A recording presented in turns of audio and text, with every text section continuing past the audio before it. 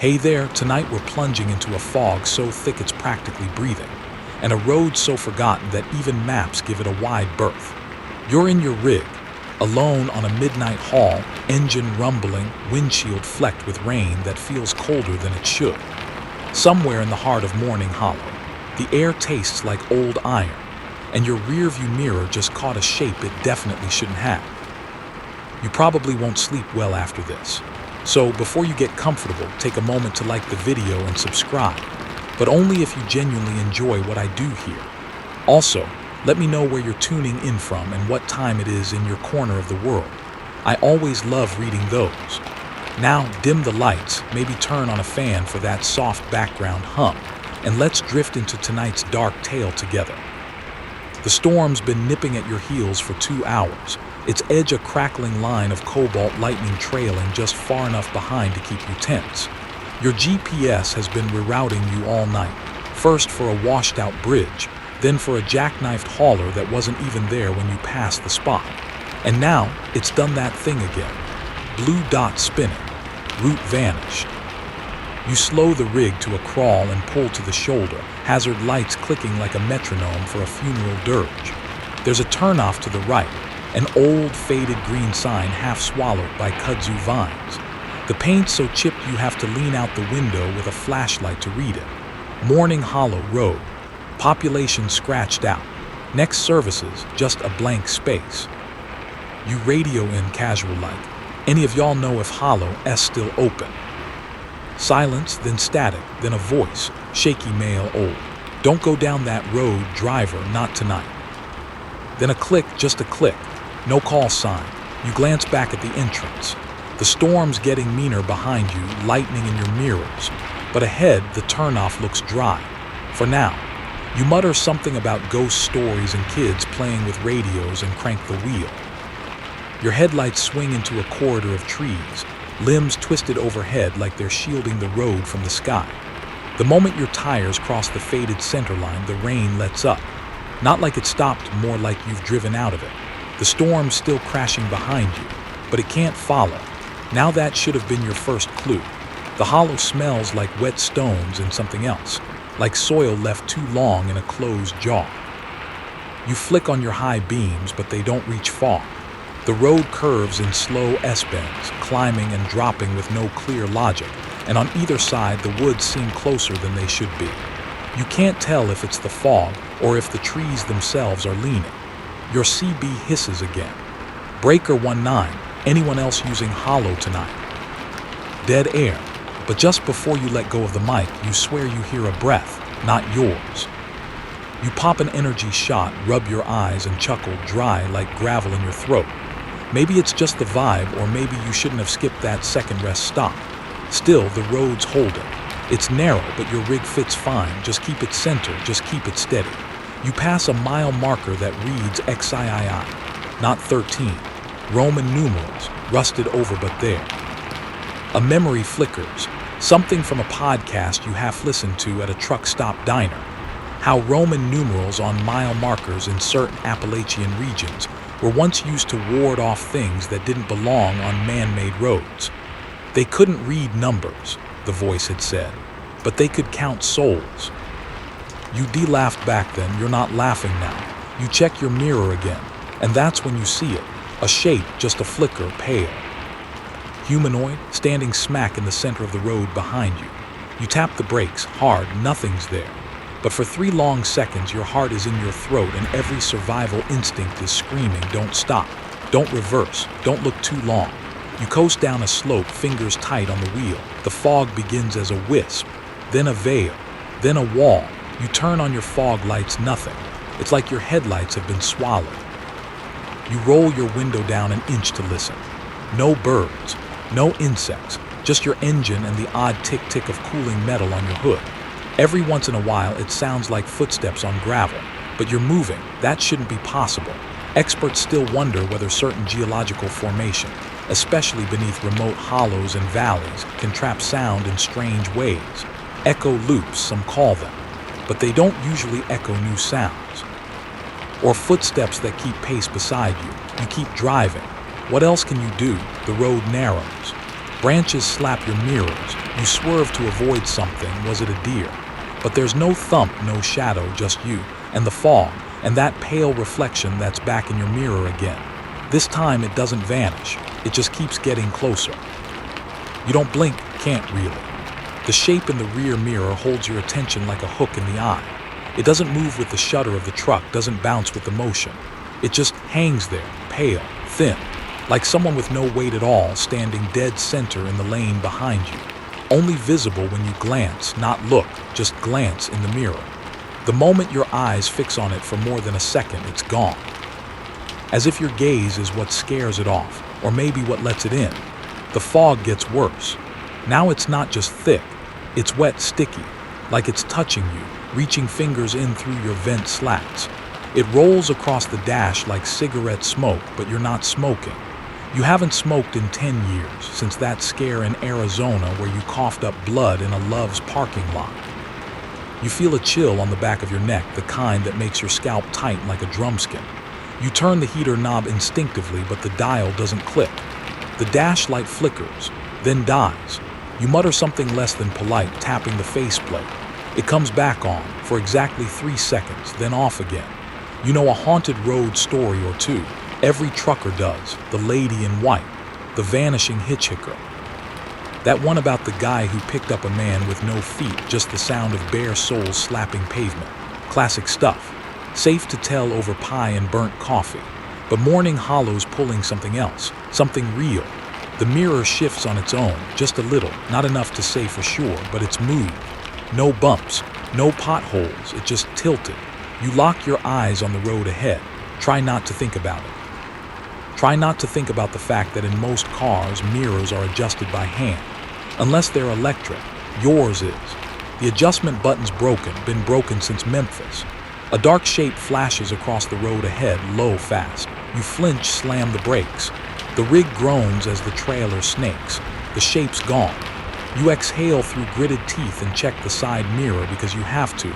Nothing, just trees. But for 1 second, half a second, you swear one of the tree trunks moves. It's not the first time people have talked about sentient fog. In 1936, a group of geologists near Smalls Pond in Ontario recorded what they described as fog that turned corners. That's what they called it.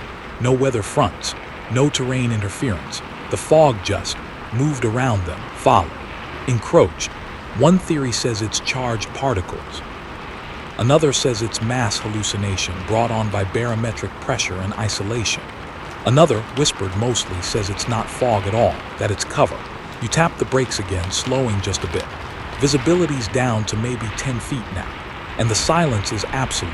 No CB chatter, no bird song, no bugs against the windshield. Even the rumble of your engine feels muted, like you're hearing it from inside a deep well. You rub your eyes again. Try to focus. You've driven tired before, this isn't that. It's not exhaustion, it's not nerves, it's wrongness. A bone-deep sense of being watched, but only from behind. You flip the cabin light on, it doesn't work either. You laugh once, dry and cracked. Okay, you say to no one. Very funny. You check the mirror. That shape's closer now. Not closer like it's moved. Closer like the fog-s retreated just enough to show its edges more clearly. Arms too long, shoulders narrow, sloped. The face is indistinct but wide-eyed, hollow. Like someone carved out the eyes, left only pale skin and a suggestion of expression. It doesn't walk, it stands, but it's always behind you, always watching. Like the mirror has its own story and you're just catching pieces of it in reverse. You try the radio again. Breaker, breaker, anyone got ears on Hollow? Anyone? A pause, then static, then a click. No reply, then just faintly something else. Words, not English, not Spanish, not anything you recognize. Soft, urgent syllables like a prayer said backward underwater. You kill the volume, heart pounding. The fog clings tighter now. It slithers down the inside of the windshield. No moisture, just motion. Like a slow hand tracing lines toward you. You wipe it with your sleeve. It smears but doesn't go away. You know there's a diner back in South Freeport with a faded newspaper clipping behind the cash register. Headline reads, "Fog Eats School Bus." The story's basically a local myth, a bus route that vanished into a fog bank and never came out. 17 kids, one driver, all lost. They found the bus 3 weeks later, miles off any road, sitting in a gully. No one inside, no tracks leading to it. Every watch on board was stopped at 3:13 a.m. Some say it was a hoax. Others say it was a time slip, a glitch in reality.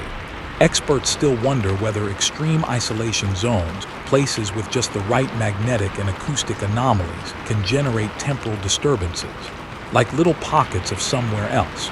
You're starting to think this might be one of them. Your foot's on the gas, but you barely feel the acceleration. You're coasting, more or less, trying to keep a line. But every second it's like the wheel resists you. Not a full pull, just a suggestion, like someone else is gently steering. You glance at the mirror one last time before covering it with a rag from the dash. But before you do, you catch one last glimpse. The pale shape has moved to the center lane, directly behind your trailer, and it's waving, not frantic, not desperate, just politely. Like a stranger at a gas station you pass but never meet. You cover the mirror, and you do not look. Your world narrows to the road ahead and the steady hum of your tires. You don't uncover the mirror. You don't need to. Whatever that thing was, it knew you saw it. It knew the exact moment you accepted it was real, and it waved. You swallow the rising nausea, grip the wheel tighter. The fog is thicker than ever now, not gray but yellowing like the inside of old glass. It refracts your headlights in sickly rings. The air smells like turned milk and ozone, and your vents wheeze as if the truck itself is struggling to breathe. You pop the glove box. Maybe your backup flashlight still works. As you rummage, the CB crackles. Again, just static. Then a slow hum like someone dragging a bow across cello strings too hard. You freeze. Then comes the whisper. You left the door open. Your heart skips. That was your voice. A strained, gasping version of it. But you're alone. You shut the glove box without the flashlight. Not worth it now.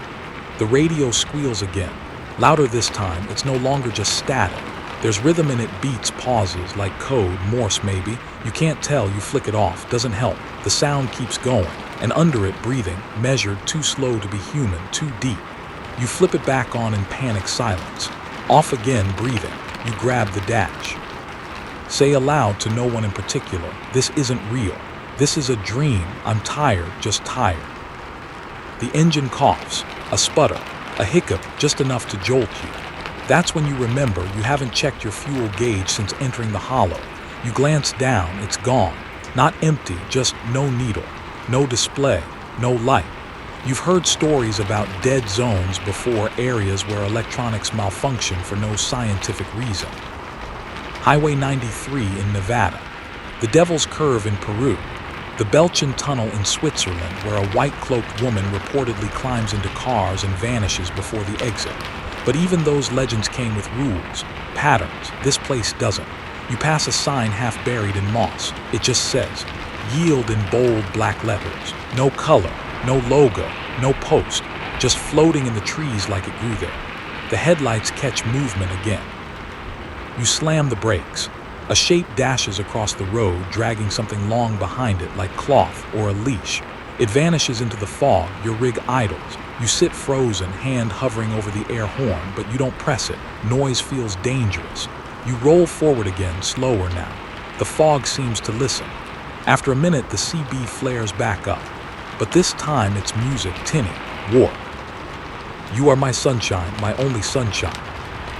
That old scratchy version from the 1930s. It sounds like it's playing on a Victrola, warbling through a broken speaker. Then the song skips. You make me hap, you make me hap, you make me hap. It loops faster. Y'all make mep, y'all make mep, y'all make me hap. You yank the cord from the radio's power. The loop continues, then slows, draws out until it's just one long groan of static and sorrow. Finally, silence. Experts still wonder whether sound can imprint itself on places, like a memory playing in reverse. It's called stone tape theory, and some paranormal researchers believe certain environments act like recorders. Tragic events, strong emotions, these leave residue. Audio echoes, but that song, it knew your name right before it stopped.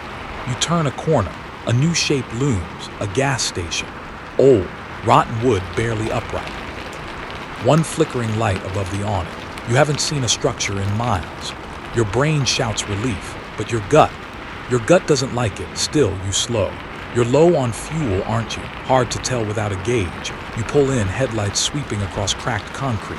The building reads, hollow fuel and snack and peeling paint. One pump. No digital screen, just an analog wheel. You climb down from the cab. The air here feels stiller than the fog. Thick, pressed against your skin like wet wool, you walk to the pump. The handle is metal and cold. You lift it, insert it. The nozzle doesn't fit right, wobbles, but you hold it steady. No fuel flows, you squeeze the trigger, nothing.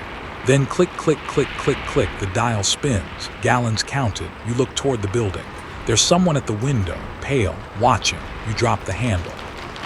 It clatters on the concrete. The dial still spins. You back away. The shape doesn't move. You climb into the cab, throw it in gear. As you pull away, you look back once. The station's dark. No light, no sign, just trees. You drive in silence for 20 minutes. Or is it 2? Time doesn't hold steady here. The digital clock on your dash keeps resetting to 0000. You try to hum something normal, but your throat is too dry. Your ears pop as if the pressure's changing. Then you hear the voice again. You left the door open. You check your passenger side. Locked, still.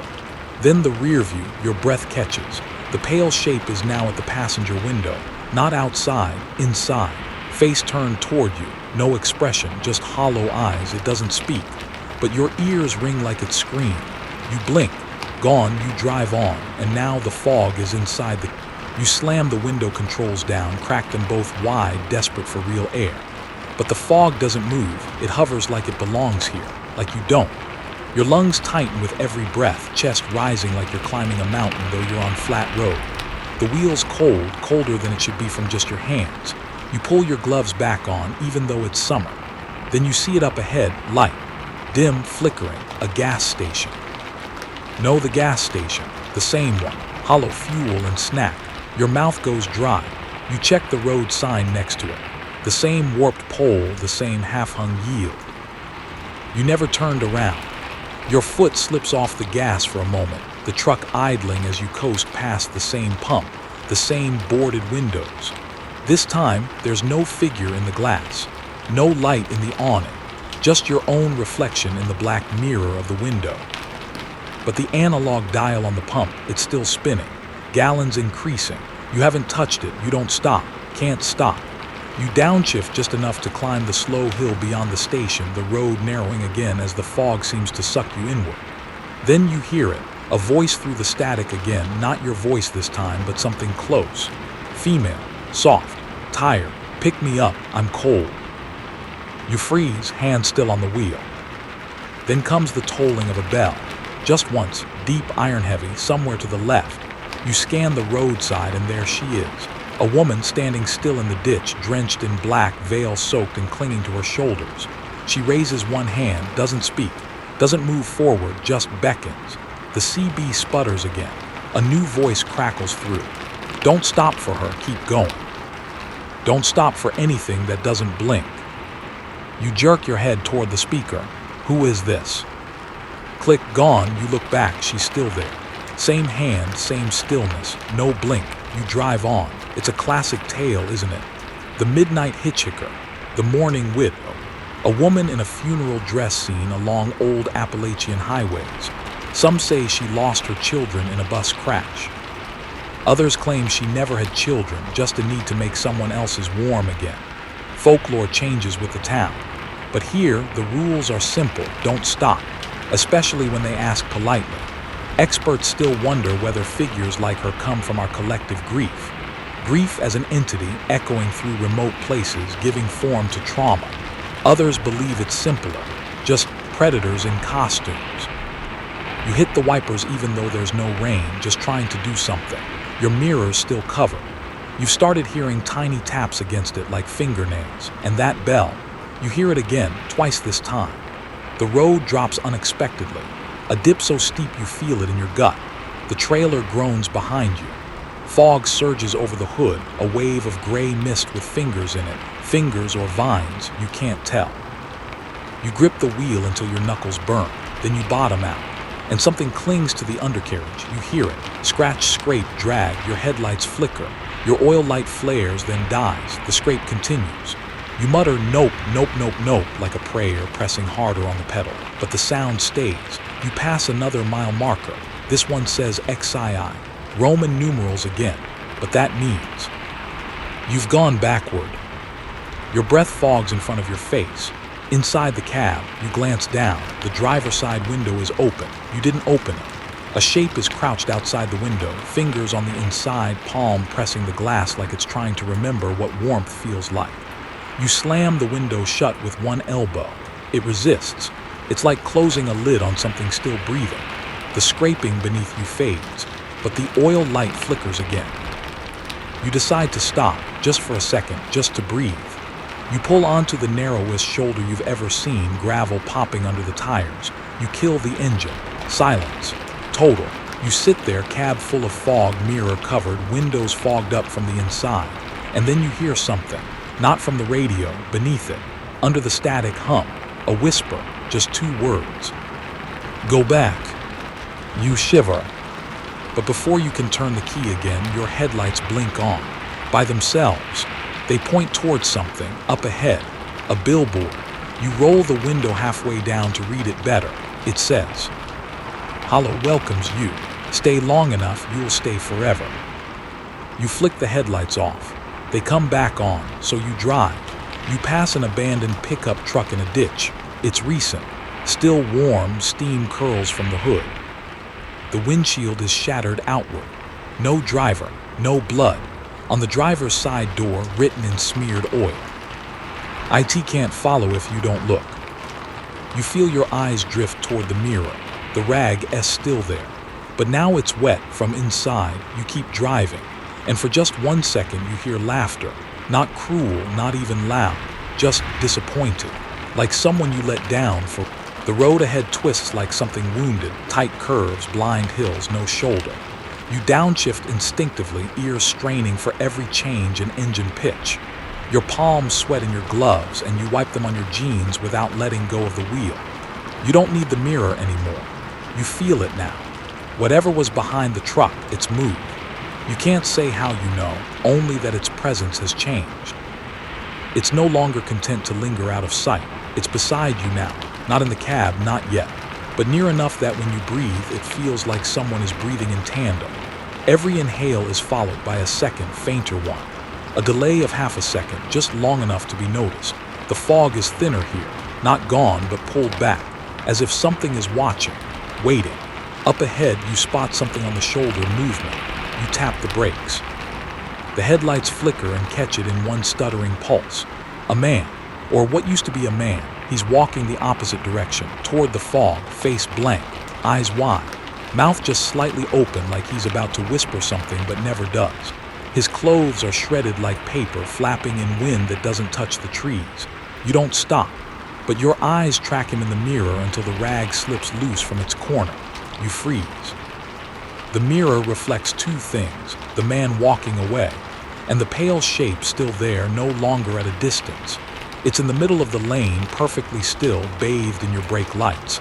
Skin like plaster, arms too long, and this time, it smiles. You tear the rag down completely and toss it aside.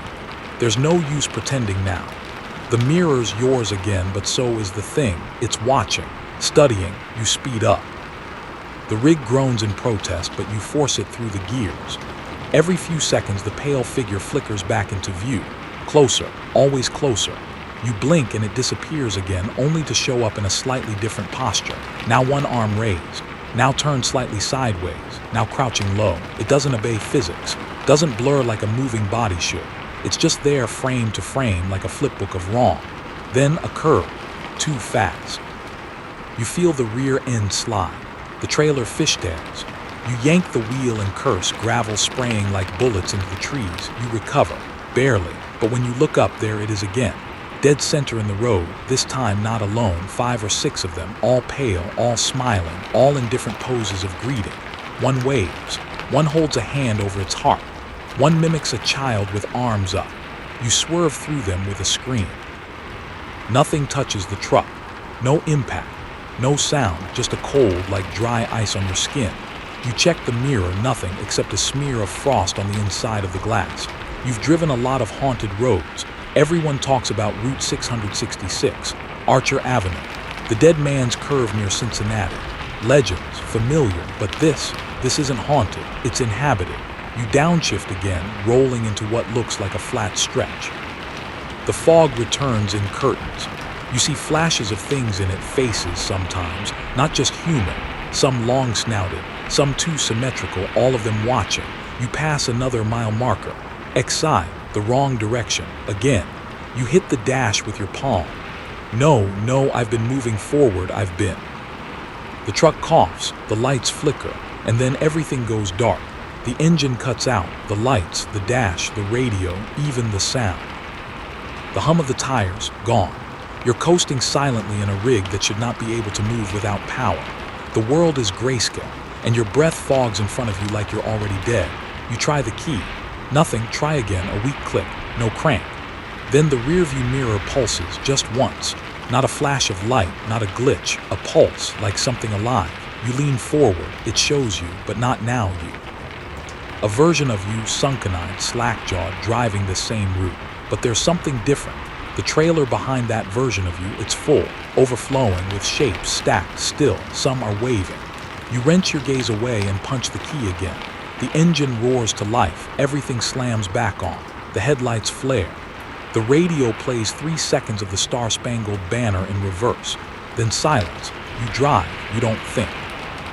You don't breathe, you just move. Until the fog breaks, briefly, and in the clearing ahead, illuminated by high beams. A semi, wrecked on its side, crushed like a soda can. Its rear doors are open, empty. You pull alongside it and read the company logo. It's yours, same unit, same number, but rusted. Old, like it's been there for years. You slow to a stop, get out. Gravel crunches underfoot like bones. You approach the wrecked cab. The door is open, inside. You or someone who looks like you, mummified. Mouth still open, hands still on the wheel, eyes missing. You stumble back, and from inside your own cab behind you, the sound of your CB, click, click, then a whisper. You run back to your rig, barely register the crunch of your boots against the frost-glazed gravel. The air has changed again, colder, like walking into a meat locker. The fog, thick as ever, holds the cold like insulation, trapping it tight against your lungs. You climb into the cab, slam the door shut, and lock it with a shaky thumb. You don't check the mirror this time. You don't have to. You feel it.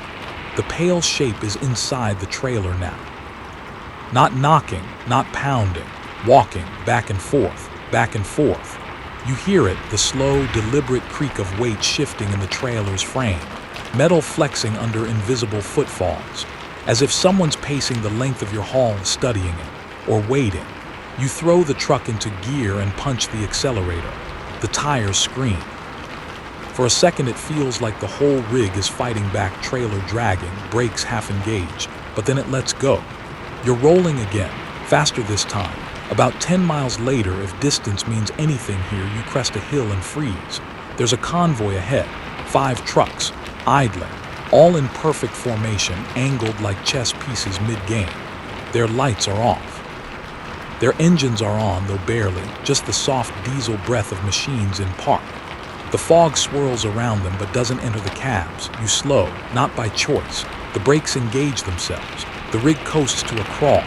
The first truck in line is a rust-covered Kenworth with no plates and tires rotted through. The axles sag like it's been here a decade. You lean out your window to yell, "Hey, you all right?" No answer. Just the click of cooling engines, and the faint hum of old radios inside each cab. You open your door, step down, fog curling around your boots. You approach the nearest cab, the windows down. Inside, the driver's still in his seat, eyes wide open, pupils gone, mouth agape in a silent scream. Hands fused to the wheel, bone white and dry as if he's been there through seasons. You move to the second truck, same scene. Third, same. Every cab holds a driver, each in a state of frozen terror, clothes intact, skin not. The trailer doors on each rig are bolted shut, chains, padlocks. handwritten signs nailed into the metal. Do not open. One of them reads, SHES in here. Another, we said yes, don't say yes. You shiver, and from inside your own trailer you hear that soft pacing stop. Silence. Then, 2 soft taps on the interior wall, like knuckles politely knocking. Your mind reels. You think back. When did you hear the first knock? Back on mile XIII or earlier? It doesn't matter. The fact is something got in, and now it wants you to acknowledge it. You don't. You climb back in your rig, lock the door, keep your eyes on the fog. As you drive past the last truck in the convoy, you catch a detail that turns your spine to ice. Your own name, scrawled in faded Sharpie on the rusted side door. KIN was here first. You don't remember writing it, but your hands shake like you did. Fog closes back in like a curtain.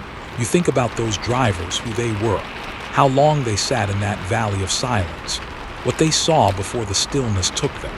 You wonder if they were warned, if they heard the CB whisper the bell toll, if they looked into their mirror one too many times.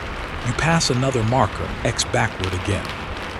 And this time, just beside the marker pole, a tire hanging, not lying flat or burst open, hanging from a tree branch like a wind chime. You glance upward, more tires, dozens, all swinging gently despite no wind. Some still have rims, some still have treads worn smooth. One has bones threaded through the inner loop. They creak like voices, not words, groans. You press harder on the gas. Your headlights catch the tree line. Scars. Deep claw-like gouges raked across bark as if something big and metal tried to climb them or escape into them. Some trees ooze black sap that steams in the cold. Then you see the carvings. Names, dozens. Some etched deep with keys, others with knives. Most first names only, some last. And below, many of them said yes. Experts still wonder whether high-stress environments can create shared delusions, collective hallucinations sparked by isolation and trauma. But those experts have never driven through a forest where the trees remember your name. You pass another tire. It spins once, then stops, pointing toward your trailer. The CB crackles again, this time clear. A voice, female, familiar, but not yours.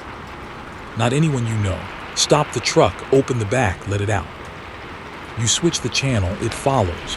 Stop the truck, open the back, let it out. You pull the cord. The radio falls silent, but the voice doesn't come from the radio anymore. It's behind you now. In the cab, you don't turn around. Instead, you whisper to no one, no. For a long moment, nothing happens. Then, 3 knocks on the back wall of the cab. Inside, and a 4th. This one is a fingernail drag. You flip every light in the cab on. Nothing changes. You roll down the windows, scream into the fog. Get out. But silence greets you like a lover, gentle, patient, then a whisper. You let me in. You shut your eyes, slam the gas. You don't stop again. Not for the lights in the trees. Not for the shadows crossing the road. Not for the face pressed against the passenger window that you refuse to see. Because now, the trailer is silent, but the cab is. Your throat is raw from breathing fog and fear. You keep the windows cracked because the air inside the cab tastes like mothballs and mildew now, like something left in a sealed box for too long. But even the outside air offers no relief. It doesn't smell like rain or pine or dirt anymore. It smells like metal, like the inside of a coin jar left in the sun. The dashboard lights flicker. Again. The fuel gauge tries to come back, needle twitching like a dying thing, then drops. The odometer resets. 0. You haven't stopped driving, you know you haven't, and yet here you are, starting again. You scan ahead, high beams cutting through only 10 feet of fog. That's when you notice the curve in the road again. The same curve, same lean of the trees, same crooked sign, bridge unsafe. You've been here, you passed this an hour ago. Or 10 minutes ago, or 10 days, who knows? But this time something else is waiting at the bend. A truck, not wrecked, not parked. Idling, lights off, facing you. You stop, engine humming low, a standoff. The truck across from you is identical to yours. Same model, same trailer, same dent in the left headlight housing. You grab the flashlight, climb out. The air has weight now, like walking through soup. You move slowly toward the twin rig. When you're close enough, you see the windshield. There's someone inside. It's you, but you're screaming and the truck is empty. You stagger back, climb into your cab again, try to turn the wheel, it won't move. The horn gives a dull honk like it's underwater. You hit the pedal. Both trucks move, not in opposite directions. The same, both forward together. And behind you, the trailer door creaks, once, twice. You look to the mirror, your hand halfway to pulling the rag back over it. But no, you need to see now, you have to see. Because the sound is no longer pacing, it's dragging. You remember something a fellow driver told you once at a 2 a.m. diner off I-15. He said some trailers come cursed, not haunted, cursed. The kind you don't buy secondhand. The kind that don't sell, they find you. He said never accept a load if the manifest has no destination listed. A thing without a destination, he said, is a thing that can never stop moving. You never believed him, until now your manifest. You check the clipboard in your passenger seat. It's blank, just one line faintly printed at the bottom. Cargo Mourning Hollow. You floor it. The other truck vanishes like mist. The road swerves into a tunnel of trees. Branches reach down like hands. You start to cry, not because you're scared, but because something inside the trailer is humming. Not a voice, not mechanical, human, a lullaby, off-key, unhurried. Go to sleep, my darling one. The tune repeats, and now there are whispers between verses. Too many voices, too close together. You slap the side of your head like that'll stop it, like you can shake them out. But the humming's in the tires now. Vibrating through the whole frame, you pass another marker, IX. More tire wind chimes above. You stop looking up. The fog parts slightly, and to the side of the road you see it. A tree, split down the middle by lightning, its insides burned black. And embedded in it, half melted, is a steering wheel. Just the wheel, no car, no column. Just a melted circle of aluminum jammed into bark like someone tried to steer their way out. You glance down at your own hands on the wheel. They're pale, not your color. You peel your glove back. The skin is smooth, too smooth, like wax. You panic, try to feel your heartbeat. Too slow. Thump. Thump. Long pause.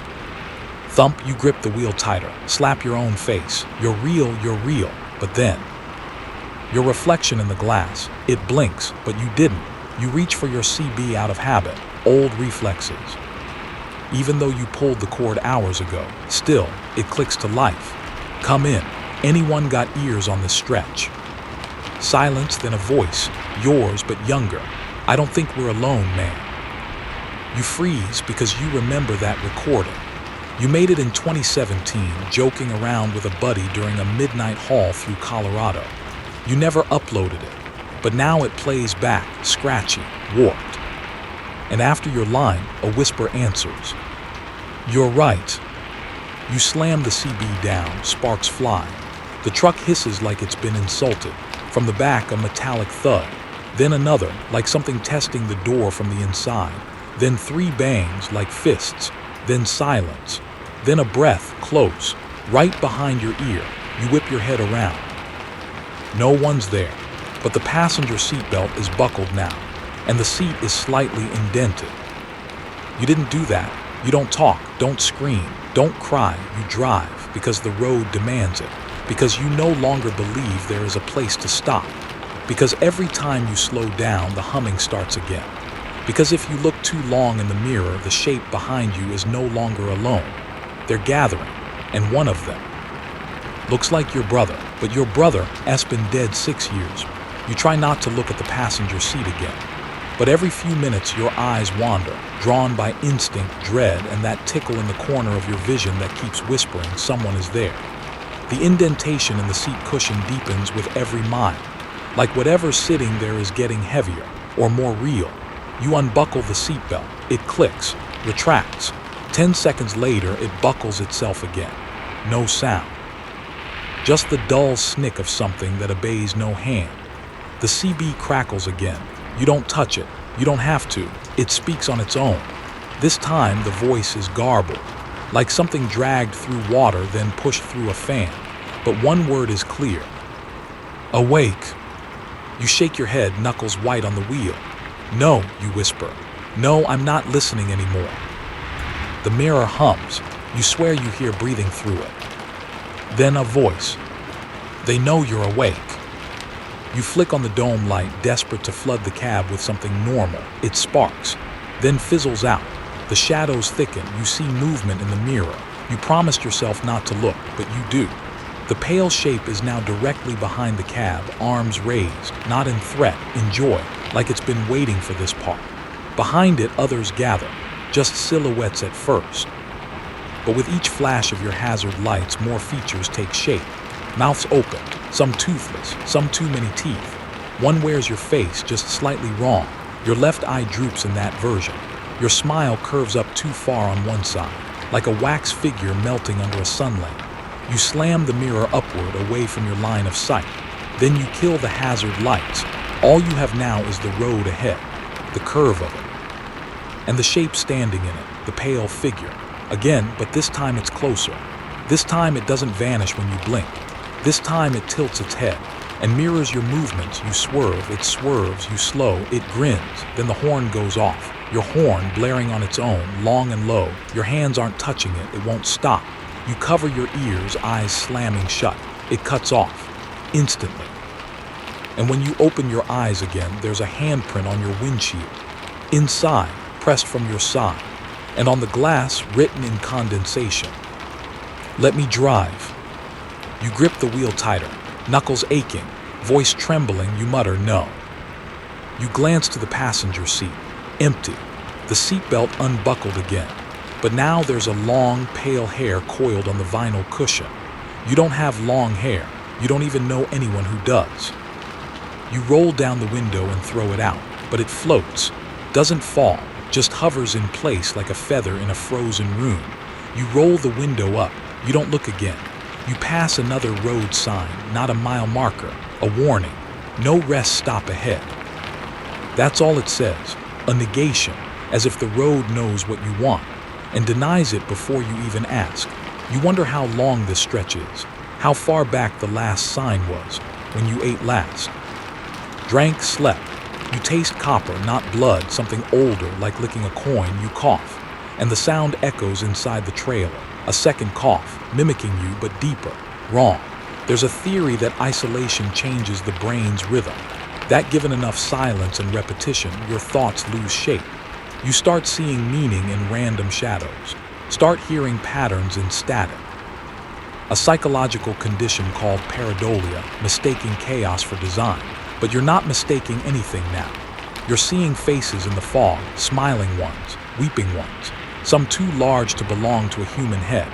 One you realize with horror is your own reflection, but delayed. It watches you a full second too late, as if the person in the mirror is trying to keep up, and failing. The trailer shifts. You hear it, weight shifting again. Not pacing this time, dragging, something long you try to rationalize. Cargo, maybe the load slipped, but you know you're empty. Manifest said nothing. You checked the back door yourself before you left the yard.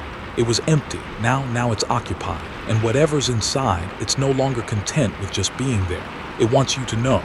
You flick on the interior trailer light. It flickers on the camera monitor.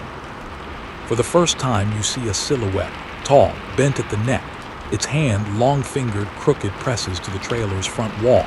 It taps once, then again, then draws a slow line across the metal. SCRRRRRTCH. You slam the camera off. Your hands tremble, your foot's heavy on the pedal now. You push the speed past safe, past sane. The trees blur. The fog thins just slightly, only enough to reveal shapes you wish had stayed hidden. A family of mannequins beside the road, dressed in 1940s travel clothes, each holding a suitcase. A priest standing on a stump, arms outstretched, his collar blowing in wind that doesn't exist. A child in a yellow raincoat holding a sign that reads, "Welcome back." You pass them all, and every so often the rearview flashes just enough to show the pale figure has started running, effortlessly, beside the trailer, head tilted, mouth open. The child in the yellow raincoat fades into the fog behind you, her sign still visible in your mind's eye. Welcome back. You've never been here before, have you? You grip the wheel tighter, leaning forward, willing the truck to keep moving. Your legs ache. Your lower back burns. You've lost track of how many hours you've been driving. Or maybe it's been days, or no time at all. The fog isn't just fog anymore. It pulses, like a living thing. It breathes with you, or maybe it breathes for you. And then a sound, a tolling, not mechanical, organic, old, rusted, a bell, not close, not distant, just beside you. You crane your neck and catch a shape in the mist, an old wooden frame rising from the trees, dangling a bronze church bell. No chapel, no foundation, just the bell, swaying, tolling once. The sound echoes through your chest, and when it fades, you see her, the woman in black. Standing at the edge of the trees, veil soaked and heavy, arms limp at her sides. Same as before, pale hands, black dress. Her head tilts slowly as your truck approaches, the bell still vibrating behind her. She doesn't speak, doesn't move, but she's closer now. Her face, just a hint of it through the veil, is gray as ash, lips dark, eyes closed, like she's waiting for someone to wake her or join her. The CB comes to life again. You don't touch it, the voice is faint, male, shaky. Don't stop, don't open your door, don't even blink when she's near. You whisper back, who is she? No answer. Then static, and under the static a sound, a heartbeat not yours, too loud, too strong, too wet. Then a breath, warm and close. Inside the cab, you glance to your right. She's gone from the road, but the seatbelt is buckled again, tighter, the cushion visibly compressed. You can smell roses now, wilted, funereal. The trailer shudders, you feel it, not like before, not footsteps, not pacing, a slam, like something heavy dropped, then another. Then something scraping, something shifting. You check the monitor, it's dark. But for half a second, a white face flashes across the screen, your face, but not quite. Eyes open too wide, smile carved too long. And behind that face, standing deeper in the trailer, the woman, veil lifted, eyes black, mouth unmoving but still speaking. You punch the monitor, it sparks and dies. The trailer stops shaking. Not because it's empty, but because they're listening. They know you saw, and they're deciding what comes next. You push the truck harder. Engine whines. Fog stretches thinner now, revealing markers, gravestones, lining the road like mileposts. Names carved deep, some in English, some in symbols you can't place, and every now and then. Your name, carved again and again. Different dates, different fonts, like someone else been practicing. You pass a small building barely visible through the fog. A chapel, a schoolhouse. You're not sure, but it has no doors, only windows, every window filled with faces. Identical, same man, same woman, same child, dozens of them, all watching you pass. All perfectly still. Their eyes follow you, but their heads do not move. You cover your eyes with one hand for a heartbeat, and in that breath, the trailer door rattles, hard. Then a single knock, then silence. Experts still wonder whether places like Mourning Hollow exist on traditional maps or if they live only in memory. A psychological echo carved into the land by years of whispered stories. You think of that now as the road curves into a downhill slope, and at the bottom of the hill, a hitchhiker, a woman, the same woman, black dress, black veil, but this time she has a sign, written in ash. Let me drive. You swerve around her. You don't stop. You don't speak. But she's not gone, because when you glance at the mirror, she's in the back seat. There is no back seat, but there she is, plain as day, veil off now. Her eyes are stitched shut, thread black as coal. Her mouth is smiling, not cruel, not kind, just cert. She raises one finger, presses it to her lips, then vanishes again. But you know she's still in the cab, just behind you, always behind you. You see another light, dim, greenish. A road sign half buried in moss. Exit 0. No arrow, just the words. Then another. You are leaving the hollow. You sob, not out of relief, but disbelief. Because the sign has tire tracks running through it. As if dozens of rigs hit it and none made it past. You floor. The road narrows. Gravel now, then dirt, then stone. Fog rising again, but you see something ahead, a break, A line of light, dawn, another truck's headlights. You don't know, but something behind you begins to scream. Not human, not animal, just rage and pain and loss. The trailer groans, the rear view shatters. And in the silence that follows, you see the woman one last time, beside the road, holding out a hand, palm down, like she's pressing something invisible back, holding the others there, just long enough for you to get. The road beneath your tires is breaking apart, cracks zigzagging across the surface like veins. The edges crumble into ditches too deep to be natural, too dark to be empty. The truck rattles, bolts whining in protest as you plow forward, steering between gaps that look more like wounds in the world than erosion. You focus on the light ahead. It's steady now, not flickering like a trick of the fog. You push faster, and with every passing second, the trailer grows quieter. No scraping, no footsteps, no humming lullabies or echoing knocks. But silence isn't peace anymore, it's waiting. As you approach the light, your headlights catch something sprawled across the exit ramp. A body. No bodies, 3 of them, truckers. You can tell by the boots, the grease-streaked jackets, the calloused fingers curled into the gravel like roots. Their faces are turned away, necks bent wrong as if they died mid-crawl away from the road. You swerve to miss them, but your back tire clips one. The truck lurches, bounces, and then a whisper from under the cab. I said yes. You scream, not because of the voice, but because you realize one of them was wearing your company's patch and your face. The fog thins again, and there it is, a sign overhead. Clean, bright, newly painted. Welcome to Route 86, drive safe. You laugh, ugly, hollow, because the road you left was never labeled. You check the mirror out of habit, it's cracked but usable, and it's empty. No pale figure, no woman in black, just you. But just as you exhale, the crack in the glass spreads, spirals like frost, forms a pattern, a symbol you don't recognize, like a seal or a signature. The CB chirps. This time a new voice. Breaker 19, come in. You grab the mic like it's a lifeline. Yeah, I'm here, I'm. Static, then the voice again. We heard you go dark for a while. You okay, driver? You breathe, choke back a sob. I think so, I got lost. Took a wrong road through. You check the GPS.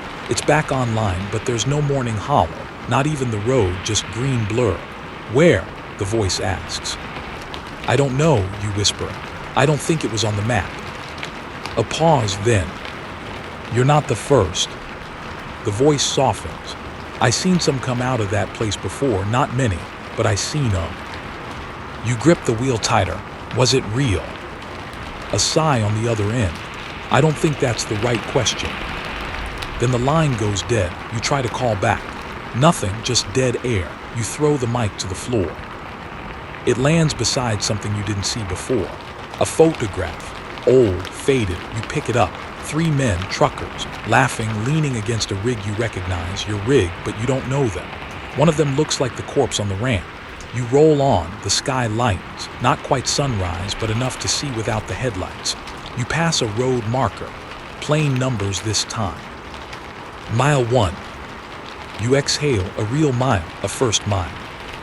And then, a town sign. Hartlow Pop, 3221. You don't know it, but it feels real, honest. You drive past the first gas station you've seen in hours that has living people, pumping gas, checking tire pressure. A dog barks. You smile, first time in what feels like forever. You turn into the lot, cut the engine, and just sit, breathing. You check the mirror, just you. Normal, alive. But when you open the door, a bell tolls once. No bell tower in sight, just the air shifting. You step out. The pavement is warm, birdsong in the trees. You make your way inside the station. Fluorescent lights, coolers humming. A young woman at the counter looks up. Long night, she asks. You nod. Something like that. She rings you up for coffee, says nothing else. But as she hands you change, she pauses. You came from the hollow, didn't you? You freeze. Her voice is calm. Not accusing, not even scared, just sad. You nod. I think so. She leans forward. I wouldn't look in your mirror tonight. You laugh, but she doesn't. You return to your truck, slide into the seat. Breathe. You check the camera, the trailer's empty. You unlock the back to check anyway, it's spotless. No scratches, no frost, no handprints, just silence. You lock it again. You climb back in, hands on the wheel. And just as you reach for the ignition, the passenger seat creaks. You freeze, turn. The seatbelt is buckled again. You stare at the seatbelt, the same one you've unbuckled 3 times now. It's fastened again, snug as if someone's sitting there, but there's no one. You reach toward it slowly, cautiously, and the air grows cold. Not room temp AC cold, not early morning chill. This is the kind of cold that doesn't come from outside. It blooms inside your chest, grips your ribs from within. Your hand hovers an inch above the buckle. Then click, it unbuckles. By itself, you snatch your hand away like you touched a burner, and from somewhere inside the cab, low, close, you hear it. A long, patient inhale, as if something's been holding its breath and has finally decided to breathe again. You turn the key. The truck rumbles to life, as steady as if nothing's happened, like it hasn't been through something impossible, like you haven't. The GPS reorients. You're less than 20 miles from your scheduled delivery. You could laugh if your throat weren't so dry. You roll out of the gas station, coffee untouched, and head toward the main road. The trees look normal now. The sky is blue, even the birdsong feels real, but you can't shake the feeling that someone or something is riding shotgun again. You glance at the seat, empty, still warm. You flip the CB back on, just static. Then a voice, clear. Female, familiar. You drove too long. You twist the knob, turn it off, back on, same voice, same tone. You look too far. You pull the cord, CB goes dead, but the message is written now on your windshield, not with ink, but in condensation, as though someone with cold breath had whispered the words onto the glass. You let it see through you. You wipe it away, but your hand comes back wet with something dark, not blood. Something older, sap maybe, but it smells like burnt cloves and ash. The road ahead winds peacefully through sunlit trees. A deer bounds across a distant field. You could almost believe it's over, almost. But every so often the trailer creaks in a way it shouldn't. Not metal fatigue, not shifting weight, more like a settling. The kind of sound a large animal makes when it lays down and gets comfortable. You check the rear camera again. Nothing, but now there's a smudge. Center of the lens, like a fingerprint made from frost. You wipe it, it comes back. At mile marker 7, your phone lights up. No signal, but a notification appears anyway. Airdrop request from a device named Mourning Hollow. You decline, it sends again, this time with a file attached, a video just 4 seconds long. You swipe it away without opening it. Your phone powers off by itself and stays off. You reach a split in the road. Left, the main highway, straight shot to the city. Normal, right, a side route. Narrow, wooded, sign reads. Old Morning RD, closed ahead. You hesitate, the truck leans right, just slightly, like it's choosing. You wrestle the wheel left, force it. The engine growls, not like a machine, more like a warning. You whisper, not again. And press on, back to the main road. You drive the next 10 miles in silence. Even your thoughts feel muted, and then your dashboard blinks. Trailer door open. You pull over hard, jump out, circle back. The doors are closed, locked. You pop the bolt anyway, slow, just to check. The interior is pitch black. You shine your flashlight in. There's nothing, no cargo, no damage, but the walls are wet, dripping with condensation. You reach out to touch it and freeze. There's a word written in the moisture. Almost. You slam the doors shut, lock them, twice. You're back on the road, faster now. City lights begin to glow on the horizon like salvation. But with each passing mile, the rearview hums louder, faint, like a choir warming up. You keep your eyes ahead. The mirror stays untouched, but in the reflection of the windshield, faint and layered like fog behind glass. You see a shape, sitting in the passenger seat again. You don't turn your head. You just say, I didn't say yes. And a voice, quiet, satisfied, whispers back, you didn't have to. You reach your delivery dock just after sunrise. The workers take the manifest, unload nothing, because there's nothing to unload, just air. They don't ask, they don't want to ask. One of them looks at your rig too long, then backs away. You've been driving all night. You nod, he shrugs. You look like you've been driving for years. You leave the dock, pull into a diner for coffee. The waitress is old, kind eyes, refills your cup twice before asking, "You all right, hun?" You lie, "Just a long haul." She nods, but as she turns away, you see a tattoo on the back of her neck. A symbol, familiar. The same crack pattern from your mirror. You tip generously. You don't look back. In the parking lot, as you open your cab door, something flutters to the ground. A note, scrawled in blocky handwriting, smeared by time. It never leaves. It just learns to hide. You crumple it, toss it into the breeze. The wind doesn't carry it. It just hovers, like the fog used to, like it's waiting for the next trucker, the next mirror, the next midnight. You leave the diner and get back into your truck, gripping the steering wheel like it's a tether to something solid. You tell yourself this stretch will be normal. This route is real. Sunlight glints off chrome in the rearview, the sky is blue, and the fog finally is gone. But the hum hasn't stopped. It's low now, buried beneath engine rattle and wind noise. But it's there, vibrating through your ribs like a subwoofer turned low. A memory of a sound more than a sound itself. You turn the radio on to drown it out. A country station plays something twangy and forgettable. You try to whistle along, but the only tune that comes to your lips is, "You are my sunshine." You stop immediately. About 30 miles later, you pull off to a small rest area, just a gravel loop and a faded picnic table. You park under the sole working lamp post and climb down, stretching your legs, trying to shake the stiffness that's sunk deep into your joints. You realize you can't remember the last time you used the restroom, the last time you slept. You check your watch, it's blinking. 13. You reset it, it doesn't change. You feel your chest tighten, not in fear this time, in familiarity, because you've seen that number before. On the manifest of a trailer found empty, engine still warm, doors locked from the inside. You read about it years ago on a trucker message board that got shut down. They said it belonged to a driver who vanished near Hartnell. You glance around. Nothing's changed. No fog, no veiled woman, no singing from the trailer. But the air feels too still.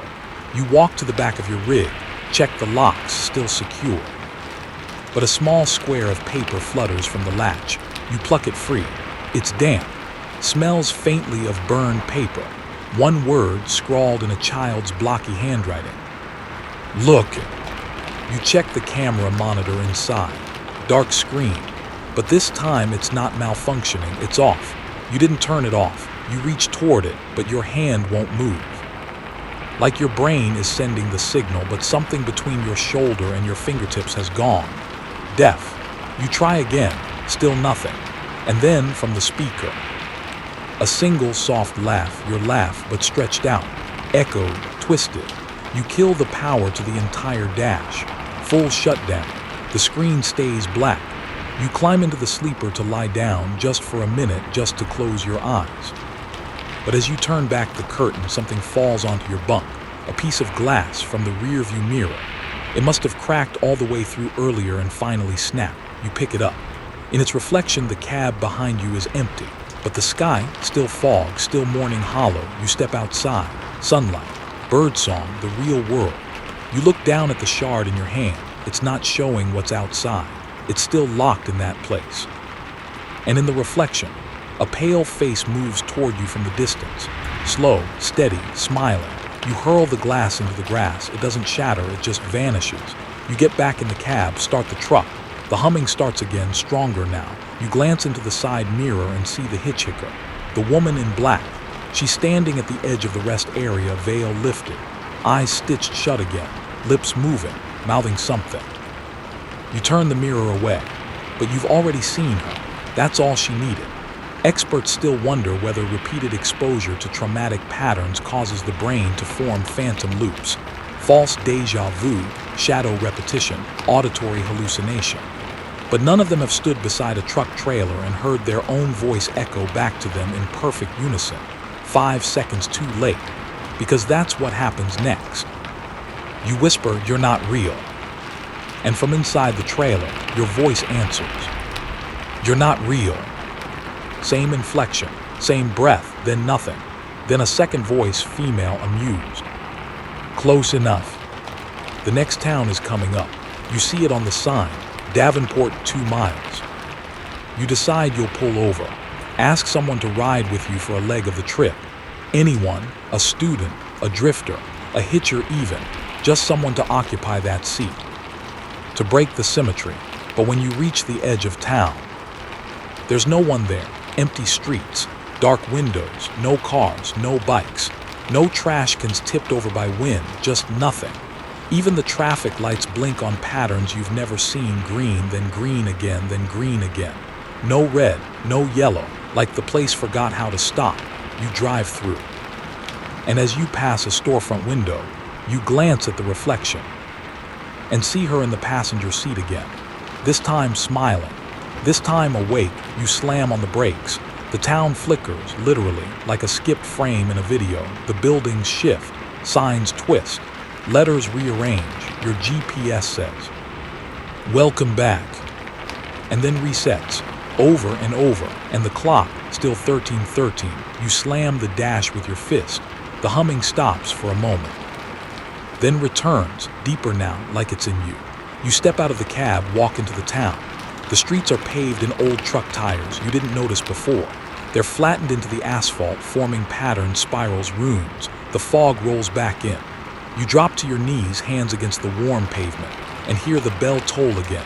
Once, twice, 3 times from inside your trailer. You turn around, and the rig is gone. Only the trailer remains, its doors wide open. Inside, a long, winding road leading back into Mourning Hollow. You don't walk toward the trailer, you run. Past it, around it, into the town, what's left of it.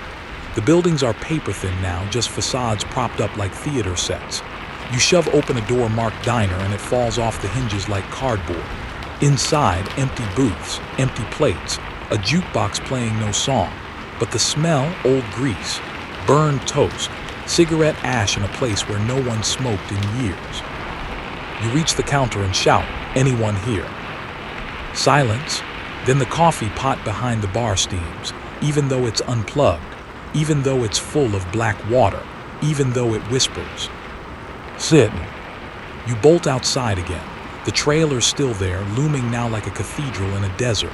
Too big, too quiet, still open. Fog curling from inside like breath. You walk back toward the cab because what else can you do?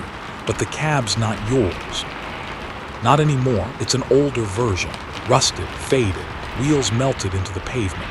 You recognize the license plate. It's your father's. He died in '99, jackknifed off a mountain road near Pennsylvania. They said the brakes failed. You never believed it. You called it weather or bad luck. But now you remember what he said 3 weeks before the crash. "I saw something in the mirror, kid, and I think it saw me too." You back away. Turn to run, but there's nowhere to run to. Every road out of town now loops in on itself. The signs change mid-glance. Main SD becomes Mourning SD. One way becomes stay. Every building you enter leads back to the trailer. Every window reflects your rig, but always with someone in the passenger seat. Sometimes the veiled woman, sometimes a pale child. Once your own mother. You never even met her. But there she is, smiling from the reflection. Hands on the wheel, you brake, you scream, punch glass until your knuckles split, but even your blood dries too fast. As if the town doesn't want stains, doesn't want evidence. You walk back to the trailer because there's nowhere else left. You step up to the open doors. Inside, the floor isn't metal anymore. It's road, paved in broken white lines. It leads inward, forever. And at the end, something is glowing, not bright, not warm, just. Awake, you step 1 foot in and feel the air change, colder, heavier, like gravity thickens inside the trailer. You turn to leave, but the doors are already gone, replaced with fog, replaced with the bell. It tolls again. One final time, from within your bones, and in front of you, the road inside the trailer begins to move. Not you, it. Rolling forward, slowly pulling you in like a treadmill from some ancient dream. You run against it, get nowhere. The humming starts again, but now it's singing. You are my sunshine.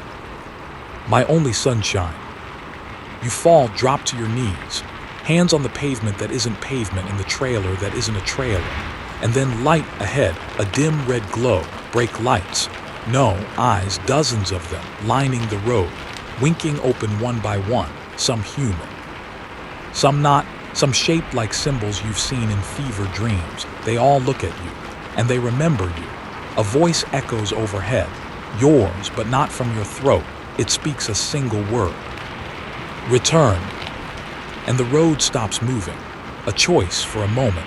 You rise, turn back, fog behind you, Mourning Hollow waits. It will always wait. You take one step forward anyway, back into the trailer, not because you're ready, but because there's nowhere else. As you walk, the trailer begins to transform. Metal shifts into hallway, walls lined with doors, each one labeled with a name. Some you recognize, other truckers, friends. One reads ME. You don't open it, you can't. The handle burns cold, you keep walking, and at the very end, one last door, unmarked, but the light beneath it flickers like a candle caught in breath. You knock 3 times, not sure why. Maybe habit, maybe ritual. It opens on its own. Inside, mirrors, dozens, lining every wall, but none of them reflect you. Each shows a different version of the same truck, same route, same fog, different drivers, all trapped. One sits motionless, hands fused to the wheel. One screams silently, glass fogged with words that never reach your ears. One is you but older, eyes gone, face slack, a tape recorder in his lap still running. You lean close, press play, your voice whispers. Let it drive just for a while. You drop the recorder. You stumble backward. The mirrors ripple, begin to crack from the center outward, fracturing into 1,000 roads, 1,000 choices, 1,000 versions of the same drive, each ending with a truck abandoned on an old road no one remembers building. You run through the door, back to the trailer, back to your cab, but it's not there. Only fog and humming, and a final sign above you. You are now exiting yourself. You wake up, in the cab, engine humming, highway ahead, daylight, clear sky. Mile marker 14, you laugh or cry, you're not sure. You check the mirror, cracked but clean. You check the trailer, closed, locked. And for the first time it feels lighter, like it's finally empty, like something stepped out, or maybe climbed. The road unspools before you in clean, predictable lanes. Bright lines, sun overhead, other cars in the distance. Civilization, evidence that you exist. You blink a few times, waiting for the fog to return, for the mirrors to hum, for a voice to rise up from the back seat again. But all you hear is your engine, and the quiet buzz of tires on pavement. You exhale, first full breath in what feels like years. You roll down the window. Warm wind hits your face, and still something feels wrong. Too quiet, too clean, like a motel room before the murder happens. You stop at a truck wash 2 towns over. One of those old-school joints with hand scrubbers and a crooked vending machine full of air fresheners and energy drinks. You chat with the kid holding the hose. He laughs at your road-worn rig. You come through a thunderstorm or a dust devil or something. You force a smile. Something like that. He gestures to the trailer. What's in the back? Nothing, you say, then pause. Used to be me. He chuckles like it's a joke, but you don't. You go inside to wash your hands. The soap smells like pine and bleach. The mirror above the sink, you don't look at it. You dry your hands without glancing up, because you know it's still watching. Back on the road, a sign appears. One you haven't seen before. Black letters. Fresh paint. Mourning Hollow, 72 miles.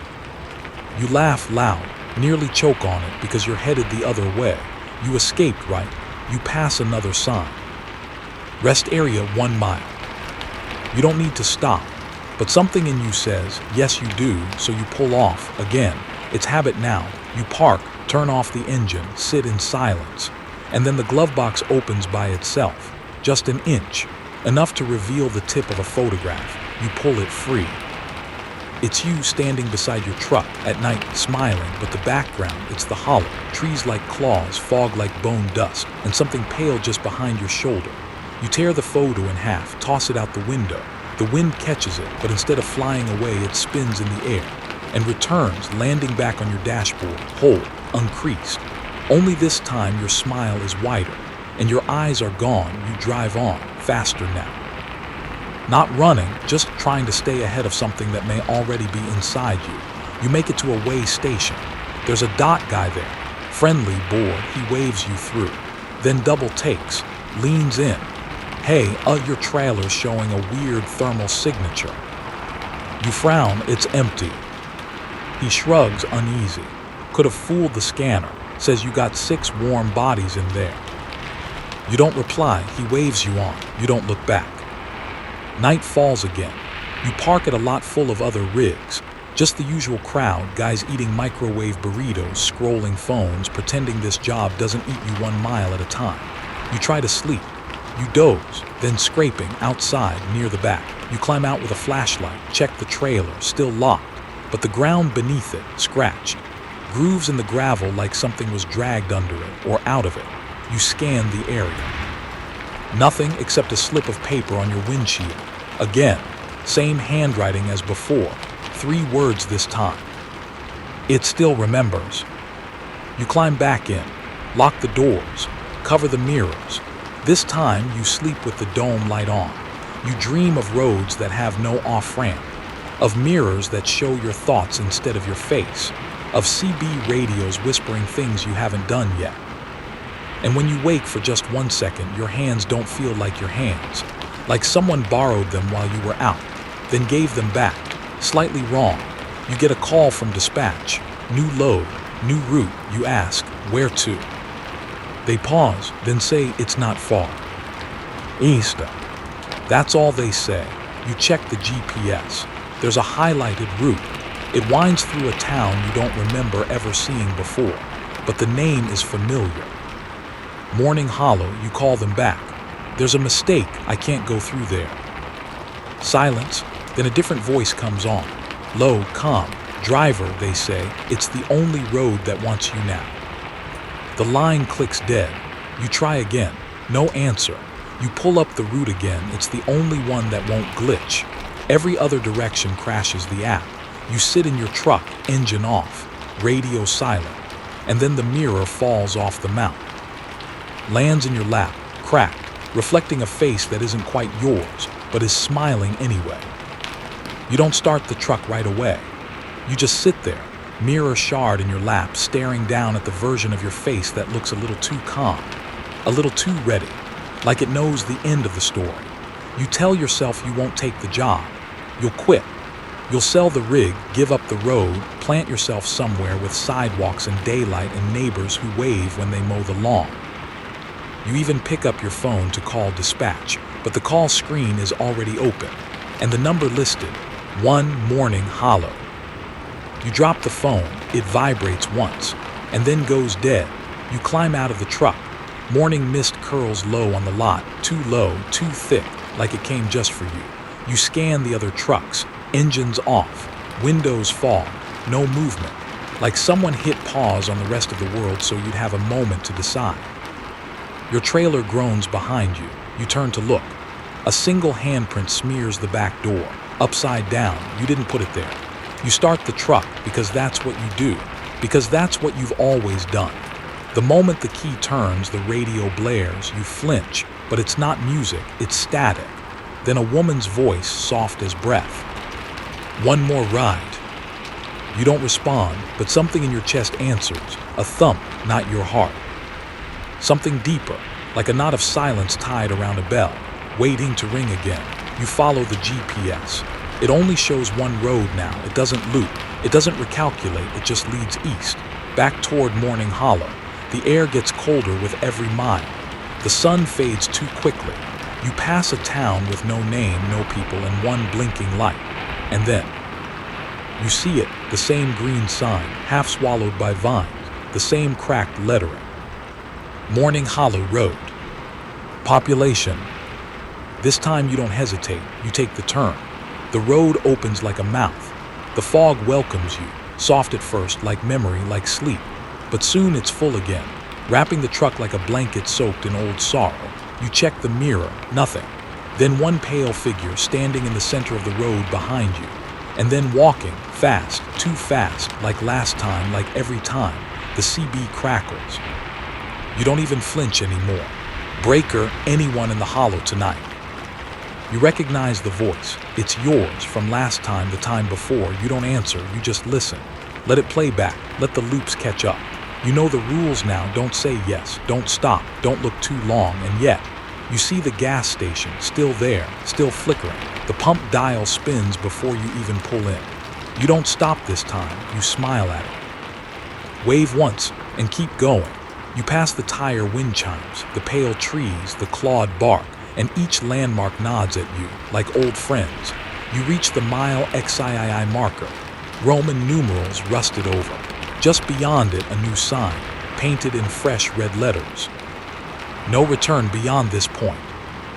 You slow the truck, not to stop, just to feel it. The change, the air thins, the mirror hums, you cover it. Gently this time, like tucking a child into bed. The trailer shifts. You know what that means. Someone or something has gotten back in. You don't ask, you don't check, you just drive, and the fog parts once more. A shape waits up ahead. Same black dress. Same stitched eyes, but this time, she opens them and they're yours. She steps into the road. You don't swerve. You welcome her. Because she's not a stranger anymore. She's you. The part of you that stayed in the hollow all those times you drove out and pretended you left it behind. She climbs into the passenger seat, buckles her belt, doesn't say a word, just nods once. The two of you drive into the fog together. No sound but the rumble of the engine, and somewhere behind you, a bell tolls one final time. Soft, low, like a goodbye no one gets to give. The road bends, and beyond it, nothing or everything, no maps. No exits, no end, just the hollow, and a driver who knows the way by heart. And that, dear listener, is the road you traveled tonight. Maybe you're still gripping your blanket a little tighter. Maybe you're wondering if that creak in your hallway just now was really the house settling. Or maybe, just maybe, you glanced at your own rearview mirror a little too long, and now you're trying to forget what you think you saw there. But Mourning Hollow doesn't live in any one place. No map, no GPS coordinates. It's a whisper you hear late at night when the CB starts hissing. It's the road that shouldn't exist but always seems to be there when you're too tired, too lost, or just too curious. And sometimes it's just a feeling, a breath on your neck when you're driving alone, a trailer that feels a little heavier after a rest stop, a face in the mirror that takes a fraction too long to match your movements. So the next time you're behind the wheel and the fog rolls in thicker than it should, the next time you hear something walking inside your trailer when you know it's empty, the next time your GPS reroutes you somewhere off the grid, don't say yes, don't stop, and for the love of all things good and grounded, don't look too long in the mirror. Because Mourning Hollow's still out there, still watching, still waiting for someone to make that one wrong turn. And if it ever waves at you from the road, don't wave back, just keep driving until the fog forgets your name.